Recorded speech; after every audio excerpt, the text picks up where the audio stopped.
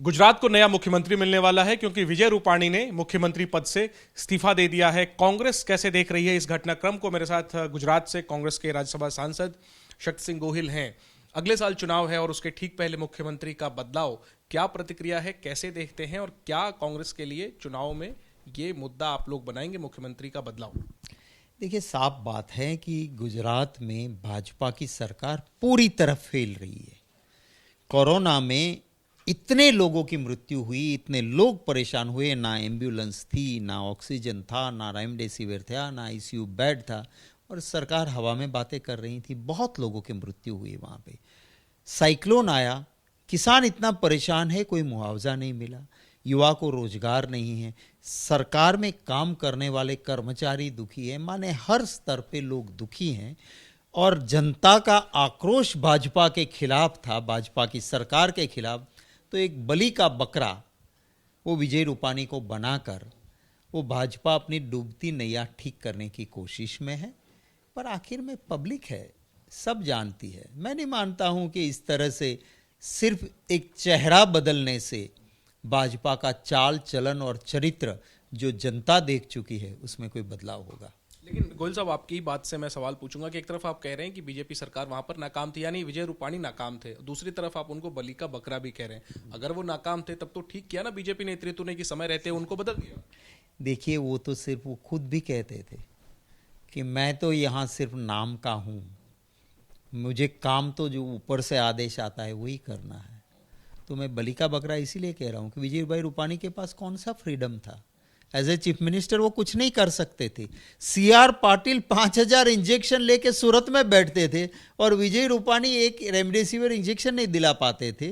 माने उसको तो सिर्फ एक मोहरा थे, चाल तो ऊपर से चली जाती थी। अगर कहीं पे भी फेल रही तो भाजपा की पूरी सरकार रही, central government, state government, Vijay Rupani नहीं।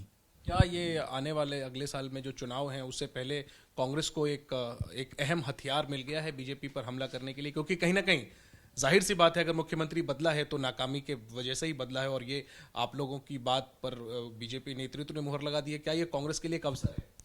देखिए, जनता वहाँ जानती है गुजरात के अंदर जिस तरह से भ्रष्टाचार, भय मुक्त भ्रष्टाचार भाजपा ने किया, और इस भय मुक्त भ्रष्टाचार में भी सिर्फ विजय रूपाणी को मोहरा बना के निकाला गया है। पर पब्लिक ऐसी चीज़ों में को नहीं समझती, ऐसा नहीं होता है। तो लोगों का न्याय होगा और लोग ज़रूर सबक सिखाएंगे भाजपा को। एक अंत में सवाल पूछूंगा। सूत्र ये बता रहे हैं, हालांकि साफ नहीं है अभी, लेकिन सूत्रों का इशारा है कि अगला मुख्यमंत्री पाटीदार समाज से हो सकता है। अलग अलग नाम चल रहे हैं, मनसुख मंडाविया से लेकर के प्रफुल्ल पटेल, हो सकता है कोई और नाम भी हो।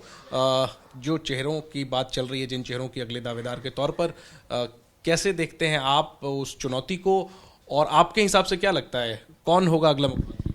देखिए, गुजरात में जो लड़ाई चल रही है ना, वो गुजरात के लिए कौन अच्छा होगा उसको मुख्यमंत्री बनाने की नहीं है, मेरा कैसे बने उसी की लड़ाई है। और ये लड़ाई में अहम और अहंकार अगर किसी का टकराव में है तो आनंदीबेन पटेल और अमित शाह का है।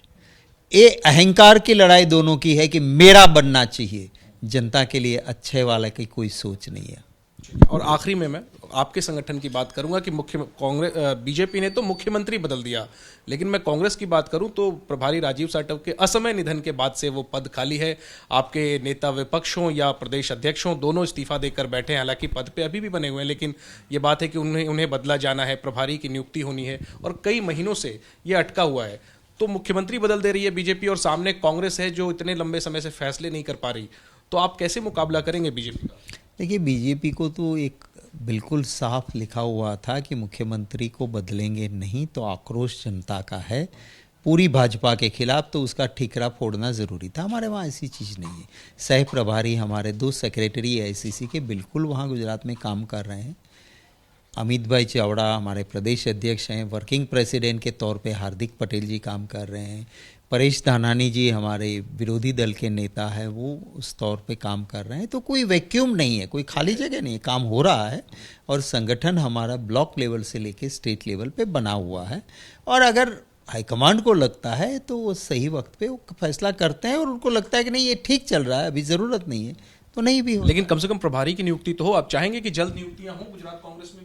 देखिए, प्रभारी की नियुक्ति करने के लिए एक अचानक से ये घटना घट गई, और वहाँ सह प्रभारी दोनों ही फुल टाइम काम कर रहे हैं, उसको जोन भी बांटा हुआ है। तो पार्टी के लिए अभी और जहाँ चुनाव हो रहा है वो स्टेट स्वाभाविक तौर पे 5 राज्यों में चुनाव हो रहे हैं, वो गुजरात से पहले हो रहे हैं, तो गुजरात का भी eight appropriate time appropriate decision हो जाएगा। ठीक है, तो गुजरात कांग्रेस को लेके जो फैसले होने हैं वो कब होंगे इस पर अभी भी संकेत साफ नहीं है। लेकिन जहां मुख्यमंत्री के चेहरे में बदलाव का सवाल है, तो कांग्रेस कह रही है कि विजय रूपाणी को बलि का बकरा बनाया गया है। और एक बड़ा आरोप शक्ति सिंह गोहिल ये लगा रहे हैं कि दरअसल ये रस्सा कशी है अमित शाह और आनंदीबेन पटेल के बीच, जिसकी वजह से मुख्यमंत्री का बदलाव किया गया है। कैमरा पर्सन आदर्श नायर के साथ Jainendra, ABP news, Delhi. ABP news आपको रखे आगे।